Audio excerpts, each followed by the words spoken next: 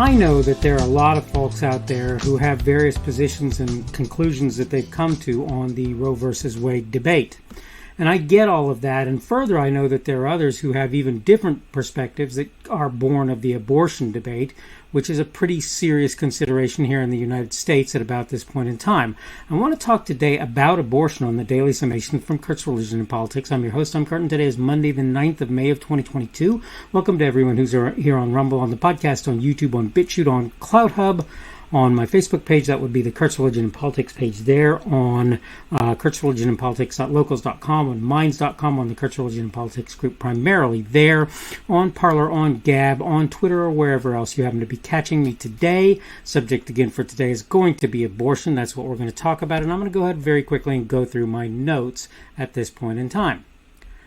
There's been a lot of discussion of late of the possible overturn of the, quote, landmark, end of quote, Roe versus Wade decision by the Supreme Court of the United States, made in my lifetime, I believe, but still many years ago. So it's more than 50, but less than my age.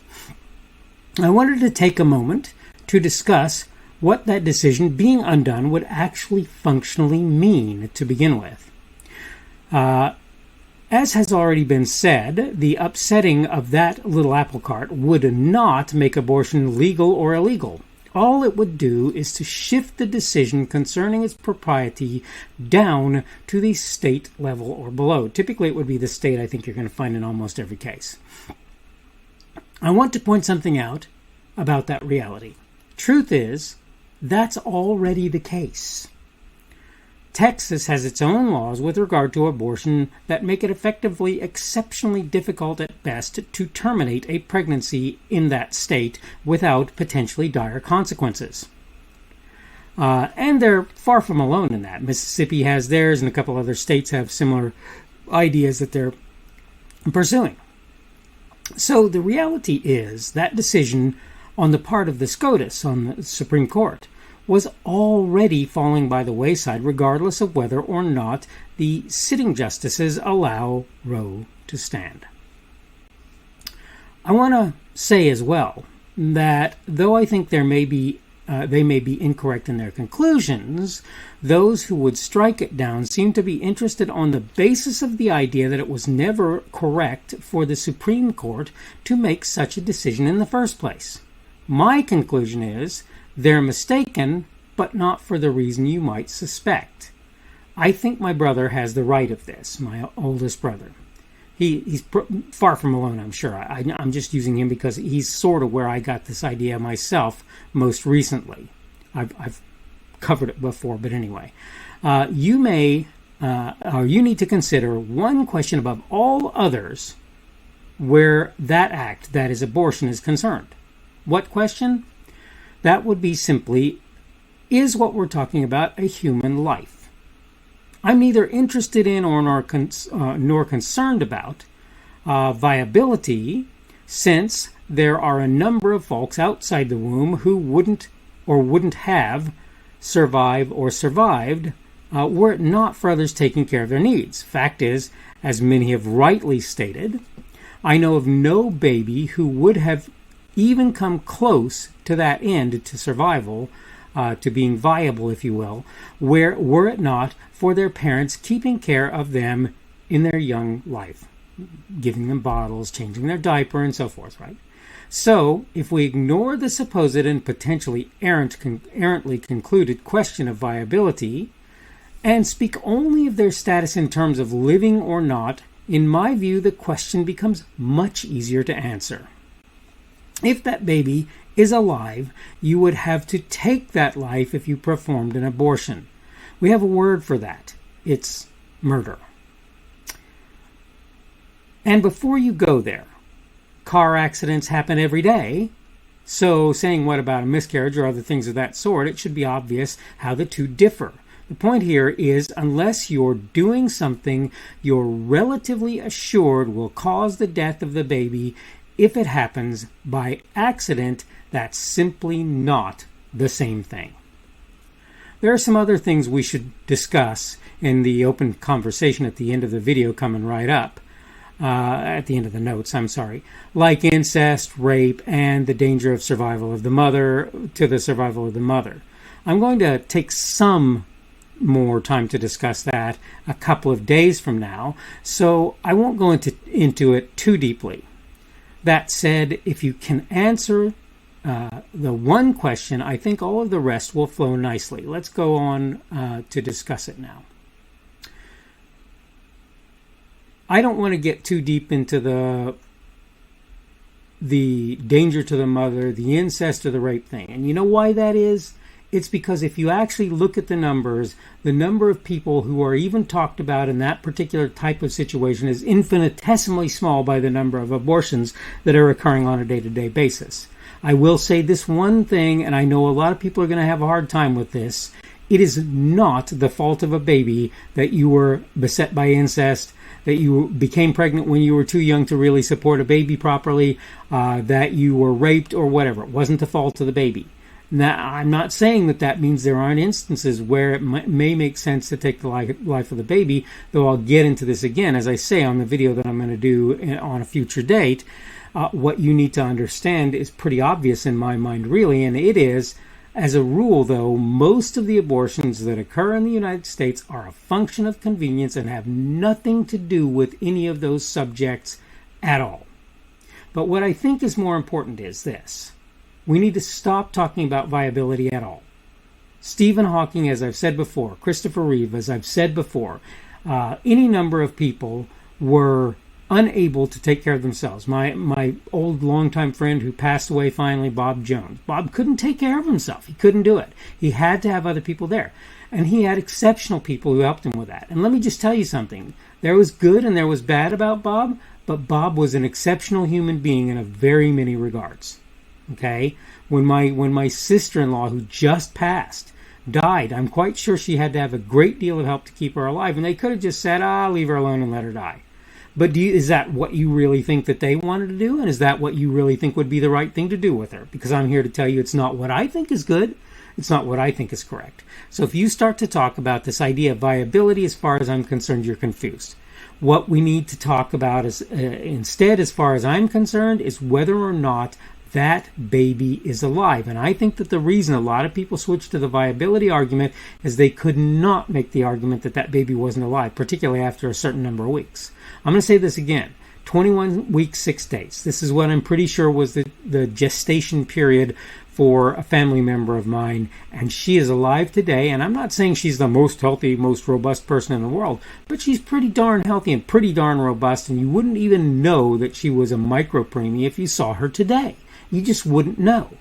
And if you're trying to tell me, therefore, that 22 weeks is some sort of viability mark, or that we should consider children alive at that point, let me just help you. This individual, she wouldn't have met your standard. She wouldn't have met your standard. Yet she's not only alive, she's intelligent, she's sassy, which I'm not all that fond of myself, but the fact is that's a really true thing for her. And she's somebody who her mother and her daddy could never, and by the way, her grandparents could never have seen a day without if she had died as a result of people just saying, let her die. I'm telling you that this idea of viability is not a good one, and that this idea of children being alive after X point is not a good one. Neither of these is a good idea, people. They're not good. And so the point is, if you look at what the Supreme Court should have decided long since is, wait, this just looks like a case of murder to me, so why on earth am I interested in it? I don't care why you're doing it. Would you be okay with somebody murdering a pregnant woman? No? Then why would you be okay with them murdering the child that's inside her? Why? Why would that be okay for you? If you choose to say that child is not alive, and I suppose you have the right to say that, okay, I'm going to disagree with you, but I suppose you have the right to say that. That's really the only leg you have to stand on where abortion is concerned, unless you consider exceptional circumstances, which virtually never happen. And I don't know what would happen if somebody aborted a baby under those special circumstances. I'll tell you this, I know a lady who has multiple Down syndrome kids, and they are her life. They are her life. She loves her children, and she's very happy to have them in her life, as difficult as it is for them, and as difficult equally as it is for her. So if you're trying to use something like, oh, they're going to be born Down syndrome, or like my son, autistic, I hate to tell you this, but I can't envision a circumstance under which I would have had my wife abort my son if I could have figured out that he was going to be autistic. I cannot begin to imagine such a thing, and that's after almost 10 years of caring for him. Granted, he's not severe, he's only, quote, moderate. He's only in the middle of the spectrum, where most are on the very bottom. But I just can't imagine it. I just can't imagine somebody doing that to a baby. And I'm sorry, if they're in the womb and they're past any length of time at all, unless there's a spontaneous, what they refer to as a spontaneous abortion or a miscarriage, I'm sorry, but in general, unless it's some sort of accident that kills the baby, then as far as I'm concerned, if it was intentional, there's a word for it, it's murder. Okay, I'm going to go ahead and stop there. This is the Daily Summation from Kurt's Religion and Politics. I'm your host. I'm Kurt, and today is Monday, the 9th of May of 2022, that beginning of the work week for many of us. Missed yesterday's video, so if you were looking for it, you will find that it's not there. I am still working on getting Saturday's video out, but by the time this one gets out, that one should already be there. So you should see it. Tomorrow will be Tuesday, the 10th of May of 2022. Trucking ever closer to that middle of the week. Obviously, we're not there yet, but we're getting there every day a little closer.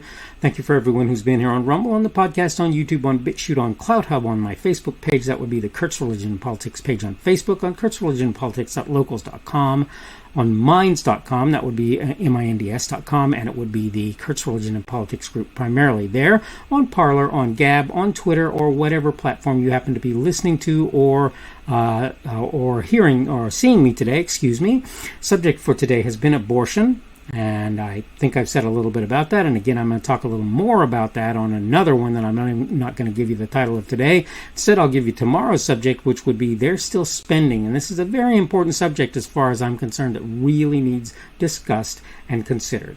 Hope you're having a good day today. Hope everything is going well for you and continues to do that. And hopefully we will see you on tomorrow. That would be Tuesday, the 10th of May's edition of the Daily Summation from Kurt's Religion and Politics.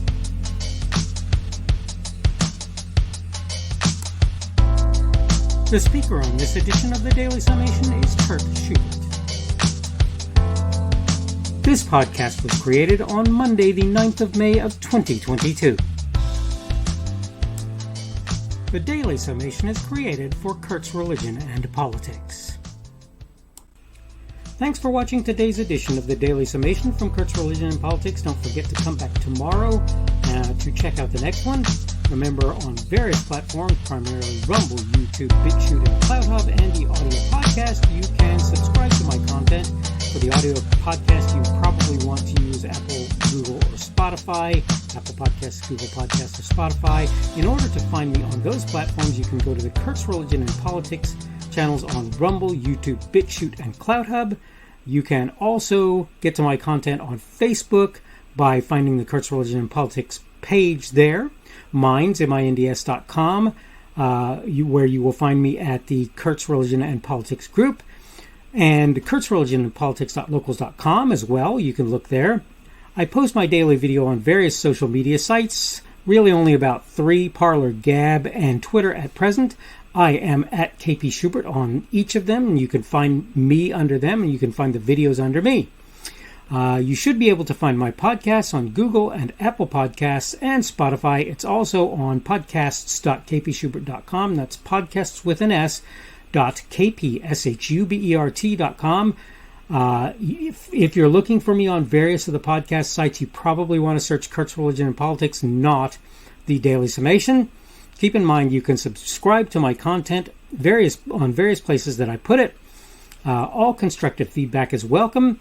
You can like, dislike, add a rumble, or give whatever feedback is available on any of the platforms that you can do such things. You can also add a comment on what I put there. Unless you're advertising or doing something that I believe will harm others, I'll leave your comments out there even if I don't agree with or understand them.